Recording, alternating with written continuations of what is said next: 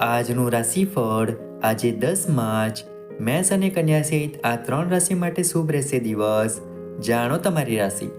જ્યોતિષમાં રાશિફળનું વિશેષ મહત્વ છે. રાશિફળ મુજબ આજે કેટલીક રાશિઓને ભાગ્યનો સાથ મળશે, જ્યારે કેટલીક રાશિઓને પરિવારનો સાથ મળશે, પરંતુ કેટલાક લોકોને નુકસાન પણ થઈ શકે છે. પહેલી રાશિ છે મેષ રાશિ. નોકરી શોધી રહેલા લોકો માટે આજનો દિવસ સારો રહેવાનો છે. તેમને સારી નોકરી મળી શકે છે. તમે વ્યવસાયમાં કેટલીક યોજનાઓ બનાવશો જે ગતિ પ્રાપ્ત કરશે અને તમને સારા પૈસા આપશે. તમારી આર્થિક સ્થિતિ મજબૂત રહેશે, પરંતુ કોઈ પણ બાબતમાં જીદ અને અહંકાર ન બતાવો, નહીં તો તમારા પરિવારના સભ્યોને તેના વિશે ખરાબ લાગશે. તમારા ઘરે મહેમાનના આગમનથી વાતાવરણ ખુશનુમા રહેશે. જો તમે તમારા ભાઈઓ બહેનો પાસેથી કોઈ મદદ માંગશો તો તે સરળતાથી મળી જશે. આવનારી બીજી રાશિ છે વૃષભ રાશિ. આજનો દિવસ તમારા માટે ઉતાવળમાં કોઈ પણ કામ કરવાથી બચવાનો રહેશે.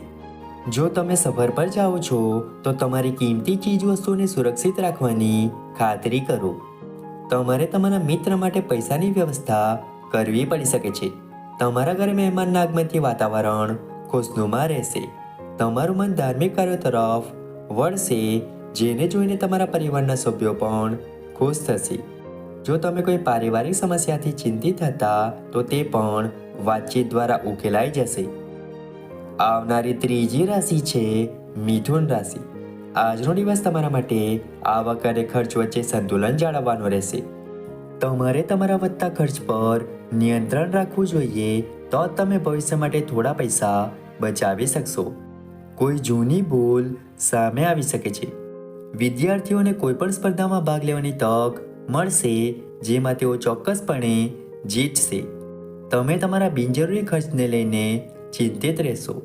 વ્યવસાયમાં તમારી યોજનાઓને ગતિ મળશે. આજે તમે તમારા બાળકોના ભવિષ્યને લઈને કેટલાક મહત્વપૂર્ણ પગલાં લઈ શકો છો. આવનારી ચોથી રાશિ છે કર્ક રાશિ. વ્યવસાયની દ્રષ્ટિએ આજનો દિવસ તમારા માટે સારો રહેશે. જો કોઈ કાર્ય પૂર્ણ કરવામાં કોઈ સમસ્યા આવી રહી હોય તો તમારા બોસની સલાહ તમારા માટે ઉપયોગી થશે. તમે તમારા જીવનસાથીને ક્યાંય બહાર ફરવા લઈ જઈ શકો છો. તમારા જરૂરી કાર્યોની યાદી બનાવવી તમારા માટે વધુ સારી રહેશે. તમારું બાળક તમારી પાસે કંઈક માટે આગ્રહ કરી શકે છે. તમારા પિતાની બગડતી તબિયતને કારણે તમારે વધુ ભાગવું પડશે. તમારા કાર્યસ્થળમાં પ્રગતિ થતાં તમે પ્રસન્નતા અનુભવશો. તમે તમારા ઘરના નવીનીકરણ પર સંપૂર્ણ ધ્યાન આપશો. આવનારી પાંચમી રાશિ છે સિંહ રાશિ. આજનો દિવસ લેણદેણના મામલામાં સાવધાની રાખવાનો રહેશે.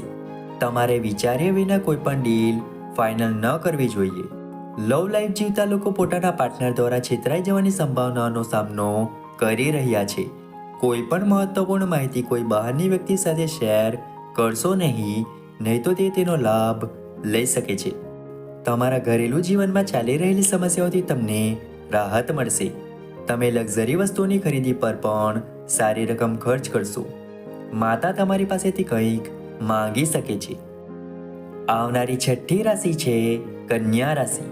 આજનો દિવસ તમારા માટે પ્રગતિના નવા માર્ગો ખોલશે.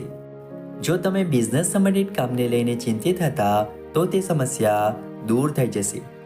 તમારા મનમાં ચાલી રહેલી મૂંઝવણ વિશે તમે તમારા માતા પિતા સાથે વાત કરી શકો છો. તમને પરિવારના સભ્યોનો સંપૂર્ણ સહયોગ મળશે અને સાથે મળીને તમને કેટલીક પારિવારિક સમસ્યાઓનો ઉકેલ મળશે.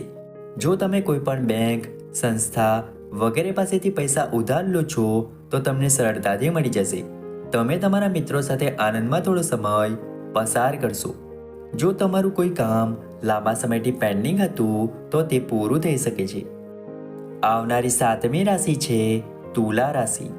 આજનો દિવસ તમારા માટે મિશ્રિત પરિણામ આપનારો રહેશે.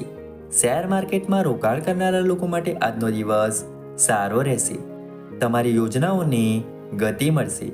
સ્પર્ધાની ભાવના પણ તમારા મનમાં રહેશે. તમે સમજી વિચારીને આગળ વધશો, જેના કારણે કામ પર તમારા બોસ તમારા કામની પ્રશંસા કરશે. જો કે તમારી મિલકત સંબંધિત કોઈ પણ વિવાદ ઉકેલાઈ શકે છે. તમારે તમારા વિરોધીઓની ચાલ સમજવી પડશે. કોઈની વાતમાં ન પડો, નહીંતર લડાઈ થઈ શકે છે.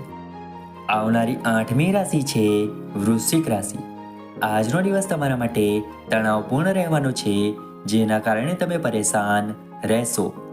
તમારે તમારા કાર્યોમાં વધુ ભાગદોડ કરવી પડશે, તો જ તે પૂર્ણ થતી જણાય છે. તમારું મન કોઈ કામને લઈને પરેશાન રહેશે. જો તમે કોઈની પાસેથી લોન લીધી હોય તો તે તમારી પાસેથી પાછી માંગી શકે છે. તમે તમારા બાળકો પાસેથી કેટલીક નિરાશાજનક માહિતી સાંભળી શકો છો.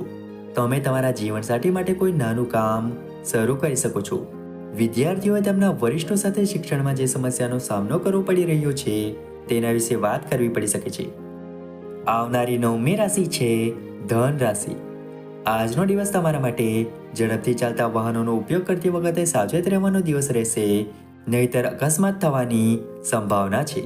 તમારા મિત્રની તબિયત બગડવાને કારણે તમે ચિંતિત રહેશો. તમારે કોઈને પૂછ્યા વગર સલાહ ન આપવી જોઈએ.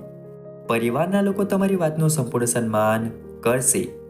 તમારા સાસરિયામાંથી કોઈ તમારી સાથે સમાધાન કરવા આવી શકે છે. તમારે કોઈની પાસેથી પૈસા ઉધાર લેવાનું ટાળવું જોઈએ. તમે તમારા બાળકો તરફથી કોઈ સારા સમાચાર સાંભળી શકો છો. તમારે તમારી માતાને આપેલું વચન પૂરું કરવું પડશે. આવનારી 10મી રાશિ છે મકર રાશિ. આજનો દિવસ તમારા માટે સકારાત્મક પરિણામ લાવશે. કાર્યક્ષેત્રમાં તમે તમારી સારી વિચારસરણીનો લાભ ઉઠાવશો.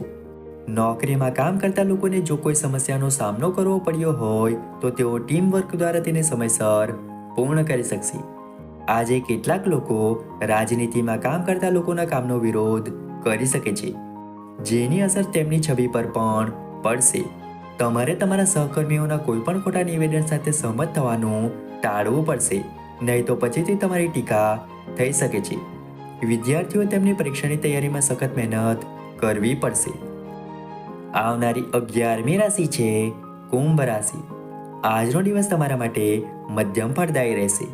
જો તમે કોઈ સોદો ફાઇનલ કરો છો તો તે ફાઇનલ થવા દરમિયાન અટકી શકે છે, જેનાથી તમે પરેશાન રહેશો.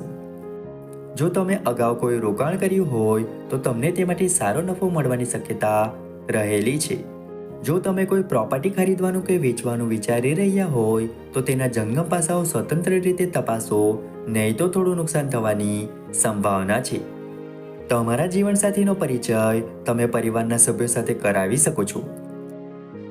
આવનારી 12મી રાશિ છે મીન રાશિ. આજનો દિવસ તમારા માટે સાવધાન રહેવાનો રહેશે, કારણ કે કાર્યસ્થળ પર કોઈ તમને છેતરી શકે છે.